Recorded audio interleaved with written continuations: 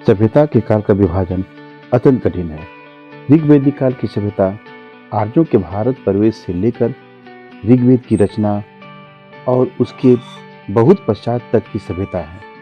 ऋग्वेद के बाद जब कुछ अन्य महत्वपूर्ण धार्मिक ग्रंथों की रचना हो जाती है, तब इस काल की सभ्यता को ऋग्वेदिक काल की सभ्यता से पृथक करने की समस्या उठ खड़ी होती है।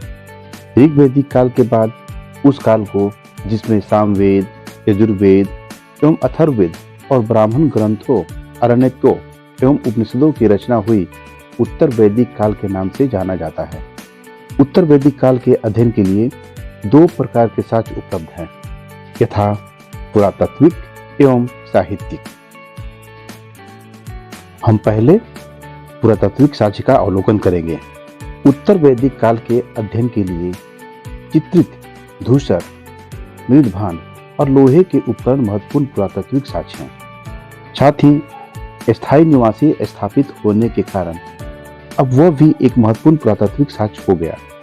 जब चित्रित धूसर मृदभांडों के साथ लौह उपकरणों भी संबद्ध हो गए, तब उनकी पहचान उत्तर वैदिक स्थल के रूप में की गई। लगभग 1000 ईसा पूर्व में भारतीय उपमहाद्वीप के विभिन्न भागों में लोहे के उपकरणों का प्रचलन प्रारंभ हुआ।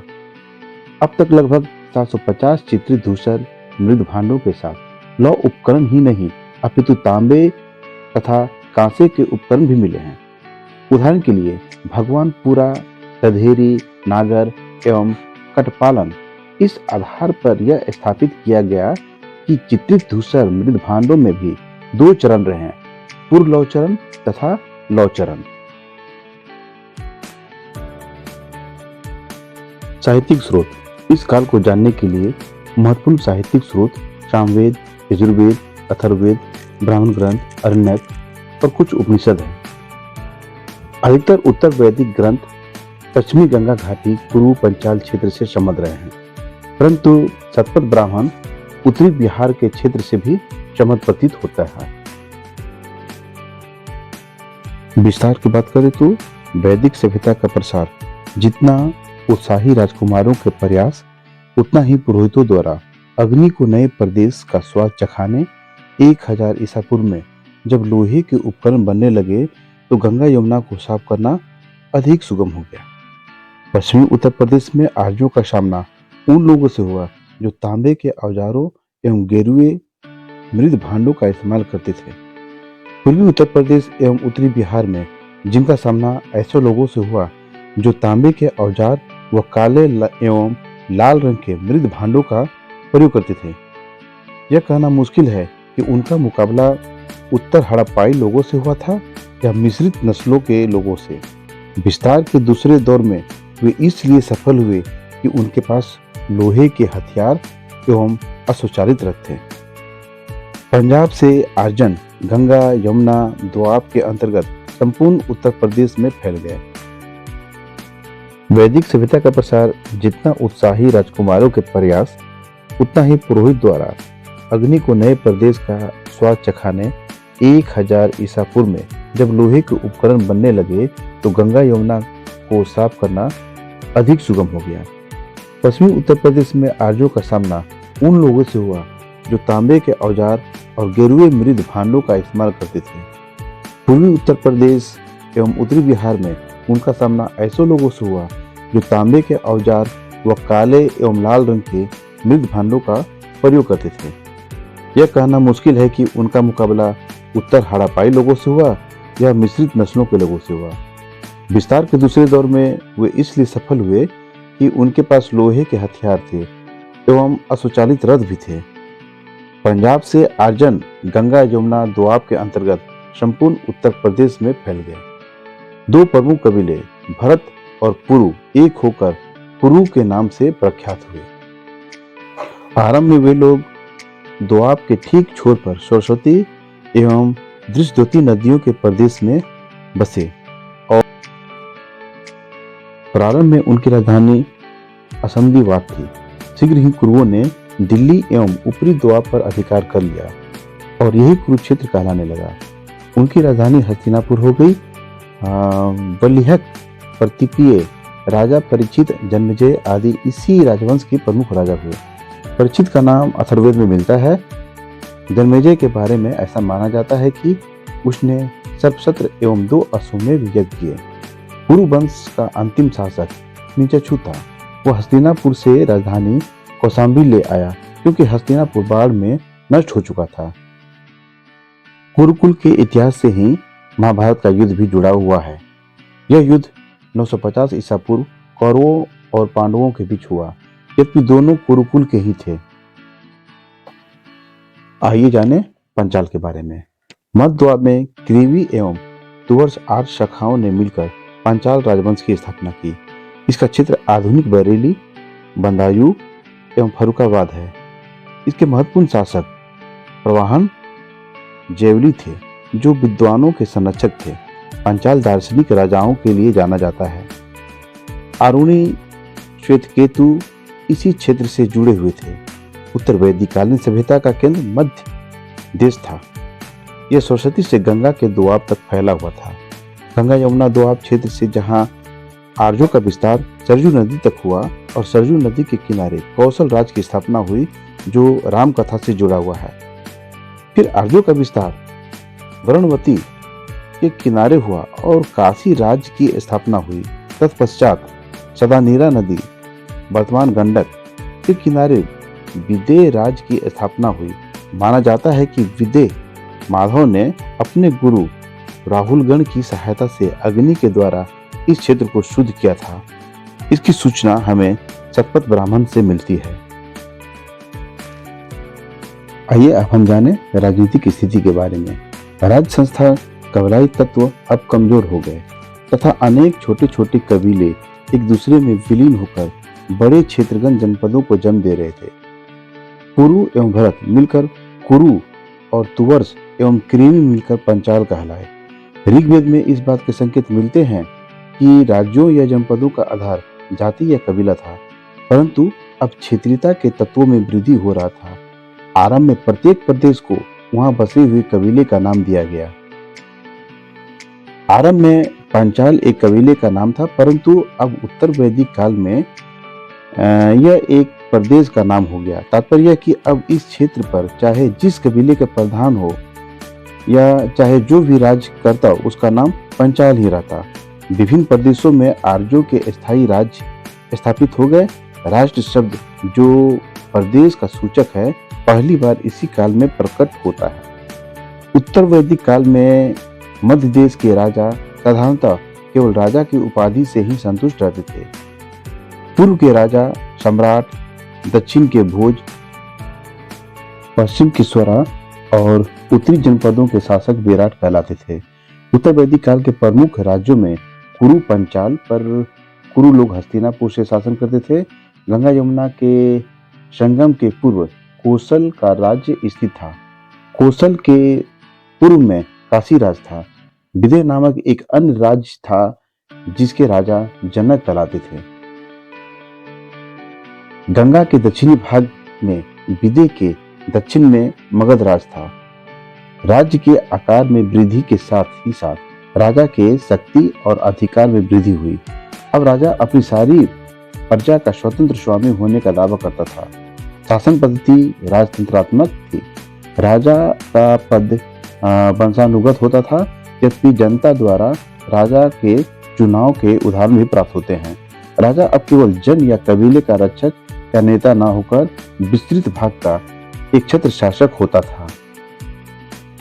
अब हम चर्चा करते हैं राजपद की उत्पत्ति के सिद्धांत का। राजा के पद के जन्म के बारे में ऐत्रेय ब्राह्मण से सर्वप्रथम जानकारी मिलती है। उत्तर वैदिक साहित्य में राज्य एवं राजा के प्रादुर्भाव के विषय में अनेक सिद्धांत मिलते हैं। पहला देखते हैं कि सैनिक आवश्यकता का सिद्धांत। ऐत्रेय ब्राह्मण का उल्लेख है कि एक बार देवासुर संग्राम हुआ। असुर बार बार पराजित होने के पश्चात सब इस निष्कर्ष पर पहुंचे कि राजा विहीन होने के कारण ही हमारी पराजय होती है।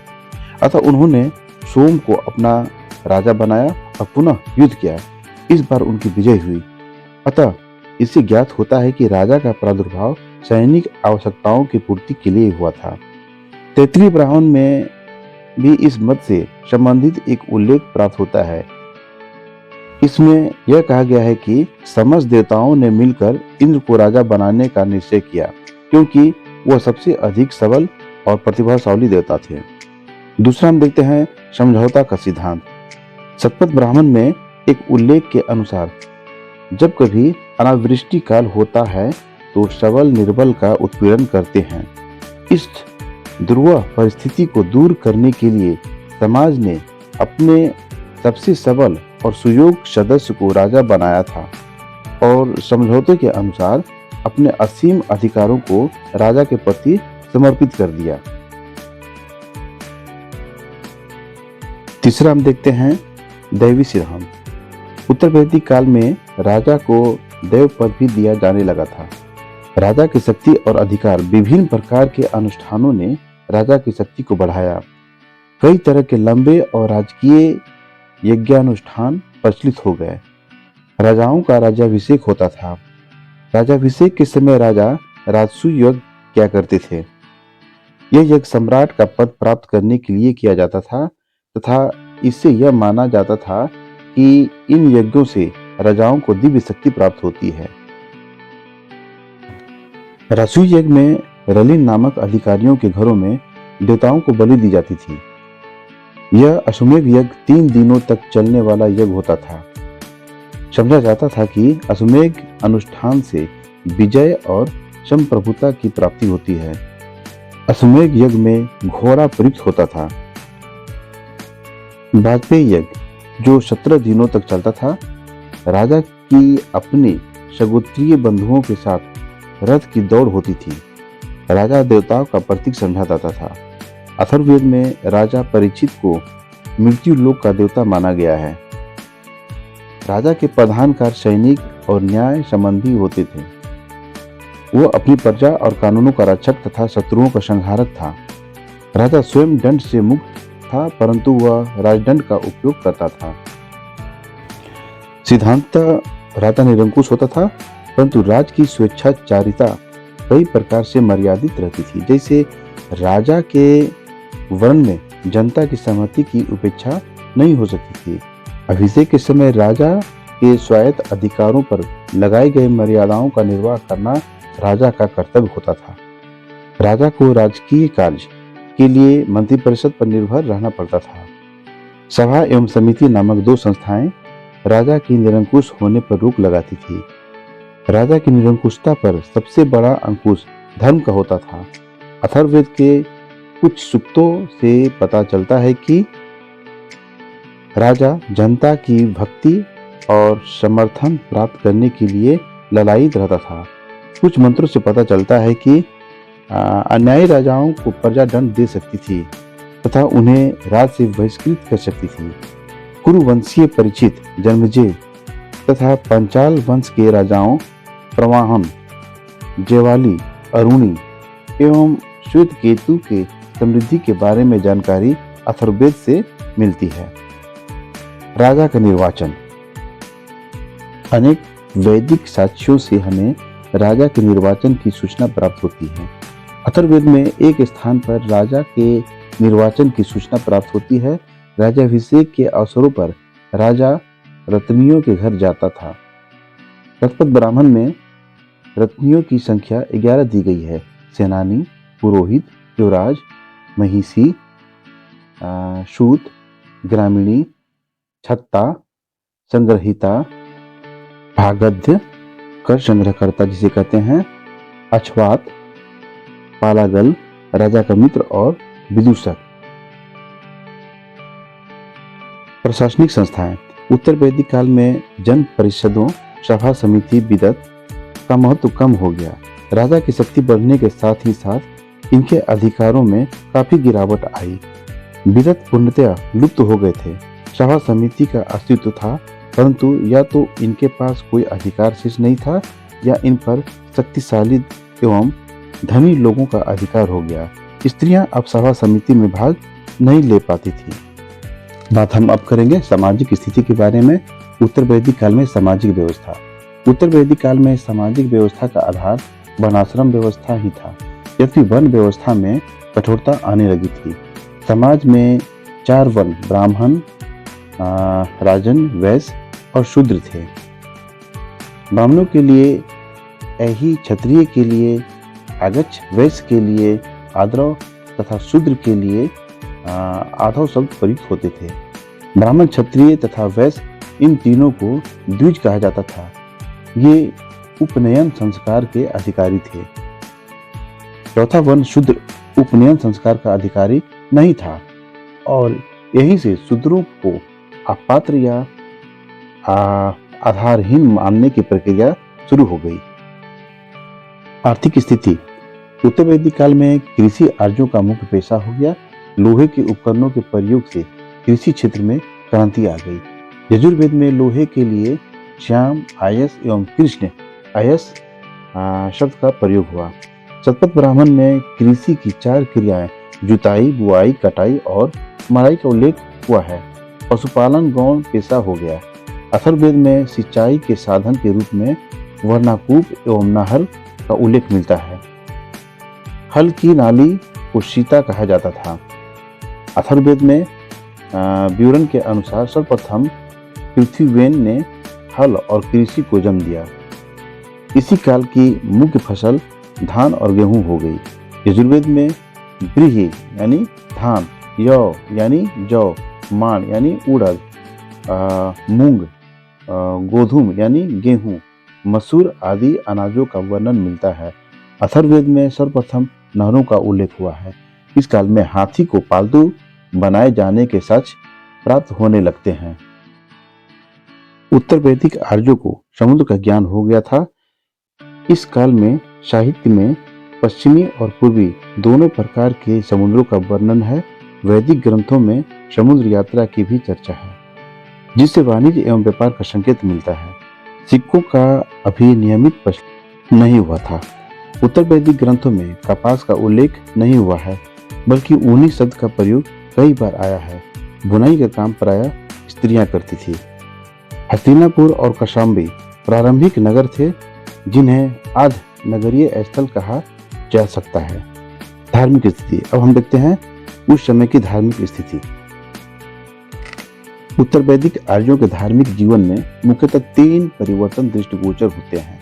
देवताओं की महत्ता में परिवर्तन, आराधना की रीति में परिवर्तन और धार्मिक उद्देश्यों में परिवर्तन।